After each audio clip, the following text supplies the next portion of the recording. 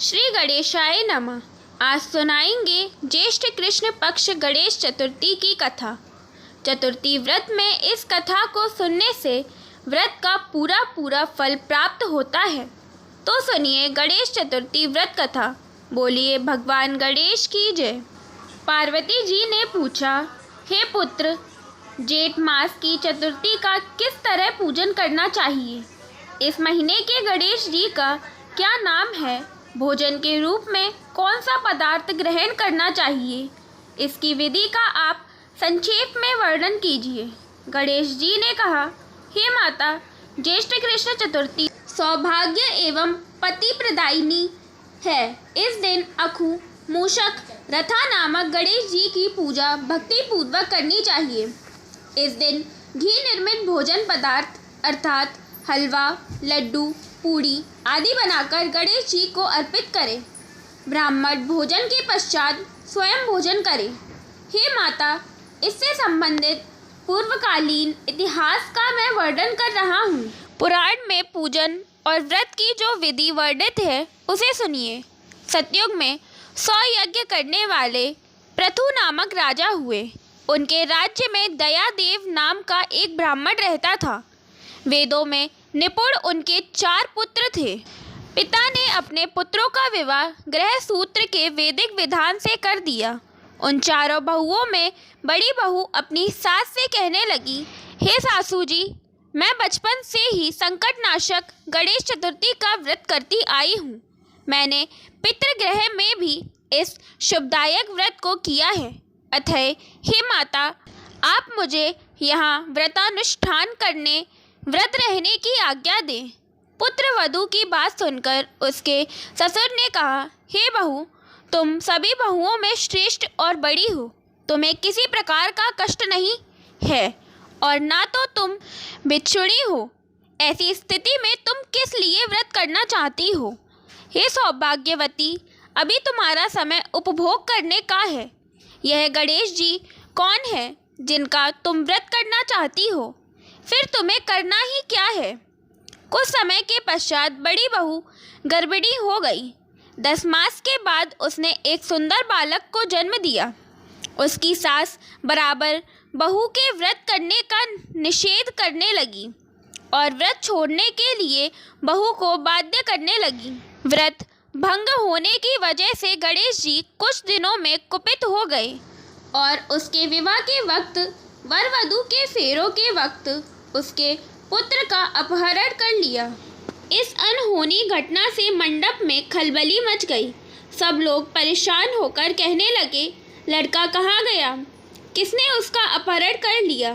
बारातियों द्वारा ऐसा समाचार पाकर उसकी माता अपने ससुर दयादेव से रो रो कर कहने लगी, हे ससुर जी, आपने मेरे गणेश चतुर्थी व्रत को छुड़वा दिया है, जिसके फलस्वरूप ही मेरा पुत्र विलुप्त हो गया है।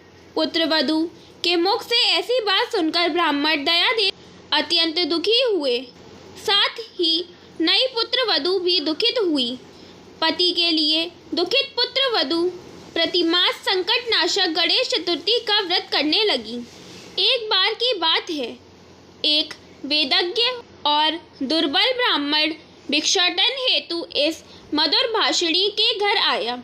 ब्राह्मण ने कहा, हे बेटी, मुझे भिक्षा स्वरूप इतना भोजन दो कि मेरी क्षुधा शांत हो जाए। उस ब्राह्मण की बात सुनकर उस कन्या ने उस ब्राह्मण का विधिव्रत पूजन किया। भक्ति पूर्वक भोजन कराने के बाद उसने ब्राह्मण को वस्त्रादि दिए। कन्या की सेवा से संतुष्ट होकर ब्राह्मण कहने लगे, हे कल्याणी, हम तुम पर प्रसन्न हैं। तुम अपनी इच्छा के अनुकूल मुझसे वरदान प्राप्त कर लो। मैं ब्राह्मण वेशधारी गणेश हूँ और तुम्हारी प्रेम की वजह से यहाँ आया हूँ। ब्राह्मण की बात सुनकर कन्या हाथ जोड़कर निवेदन करने लगी, हे विघ्नेश्वर, यदि आप प्रसन्न हैं तो मुझे मेरे पति के दर्शन करा दीजिए। कन्या की बात सुनकर गणेश जी ने उससे कहा, हे सुविचारिणी, जैसा तुम चाहती हो वैसा ही होगा। तुम्हारा पति शीघ्र ही आएगा। कन्या को इस प्रकार का वरदान देकर गणेश जी अंतर्ध्यान हो गए। उसी वक्त की बात है, सोम शर्मा नामक ब्राह्मण एक वन में से उस द्विज बालक को नगर में लाए। अपने पौत्र को देखकर दयादेव नामक ब्राह्मण बहुत प्रसन्न हुआ। बालक की माता के हर्ष की तो सीमा न रही, साथ ही संपूर्ण नगरवासी भी प्रबुद्धित हुए। बालक की माता ने पुत्र को छाती से लगा लिया और कहने लगी, गणेश जी के प्रसाद से ही मैंने अपने खोए हुए पुत्र को प्राप्त किया है। उसे नए वस्त्राभूषणों से अलंकृत किया। दयादेव तो बारंबार सोम शर्मा को प्रणाम कर कहने लगे, हे द्विजराज, आपकी कृपा से मैंने खोए हुए पुत्र को प्राप्त किया है। खोया हुआ बालक घर में आ गया। सोम शर्मा को सुस्वादु भोजन कराकर धोती दुपट्टा से विभूषित करके गोदान दिया। फिर से मंडप का निर्माण करके पूरे विधि विधान से विवाहिक कार्य संपन्न किया। इससे सभी पुरवासी प्रसन्न हुए। वह भाग्यशालिनी कन्या अपने पति को पाकर धन्य हो गई। ज्येष्ठ मास के कृष्ण पक्ष की चतुर्थी मनुष्यों के मनोरथ को पूर्ण करती है। इस दिन नर नारियों को एक दंत गणेश जी की पूजा करनी चाहिए। हे देवी, पूर्व कथित रीति से भक्ति पूर्वक जो व्यक्ति इस व्रत एवं पूजन को करेंगे, उनकी संपूर्ण इच्छाएं पूरी होंगी। श्री कृष्ण जी कहते हैं, हे राजन युधिष्ठिर, भगवान गणेश जी के व्रत का ऐसा ही महात्म्य है। हे महाराज, अपने शत्रुओं के विनाश के लिए आप भी इस व्रत को जरूर कीजिए। इस कथा के श्रवण से सभी विघ्नों का नाश होता है और जीवन में गणेश जी की कृपा से मंगल ही मंगल होता है। बोलिए भगवान गणेश की जय, माता पार्वती की जय।